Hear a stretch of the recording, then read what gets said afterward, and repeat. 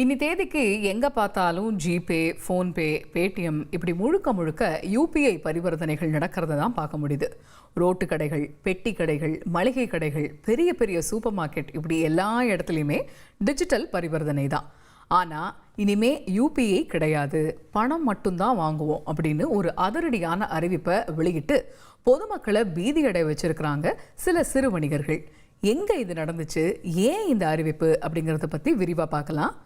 போன மே மாதத்துடைய கணக்குப்படி இந்தியாவுடைய மொத்த யூபிஐ பரிவர்த்தனைகளில் 13.19% பங்கோட முதல் இடத்துல இருக்கு மகாராஷ்டிரா. அடுத்து 7.73% பங்கோட ரெண்டாவது இடத்துல இருக்குது கர்நாடக மாநிலம். அந்த ரெண்டாவது இடத்துல இருக்கிற கர்நாடகத்தில் தான் இப்போ பணம் செலுத்துகிற முறையில் திடீர் மாற்றம் ஏற்பட்டிருக்கு. சில வணிகர்கள் இனிமே பணம் மட்டும்தான் வாங்கப்படும் அப்படின்னு அதிரடியான அறிவிப்பை வெளியிட்டது மட்டும் இல்லாமல் அவங்க கடைகளில் வைக்கப்பட்டிருந்த அந்த யூபிஐ கியூஆர் கோட் ஸ்டிக்கர்களையும் அகற்றியிருக்காங்க.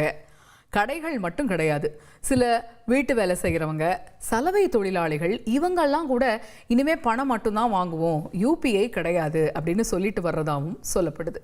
சரி, இவங்களுடைய இந்த திடீர் நடவடிக்கைக்கு என்ன காரணம் அப்படின்னு பார்த்தா, யூபிஐ பரிவர்த்தனைகள் மூலமாக ஒரு வருஷத்துக்கு 40 லட்சத்துக்கும் அதிகமான வருவாய் இருந்தப்பவும் ஜிஎஸ்டி வரி கட்டாம வரி ஏய்ப்பு செஞ்ச வணிகர்களுக்கு டிமாண்ட் நோட்டீஸ் கொடுத்து வரியை வசூலிக்க திட்டமிட்டிருக்கு கர்நாடக மாநிலத்துடைய வணிக வரித்துறை.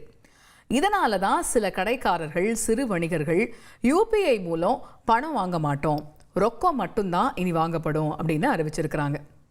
இந்த நிதியாண்டில் கர்நாடக அரசுடைய அந்த வணிக வரி இலக்கை அடையிறதுக்காக தான் இந்த நடவடிக்கையை வணிக வரித்துறை கையில் எடுத்திருப்பதாகவுமே சொல்லப்படுது.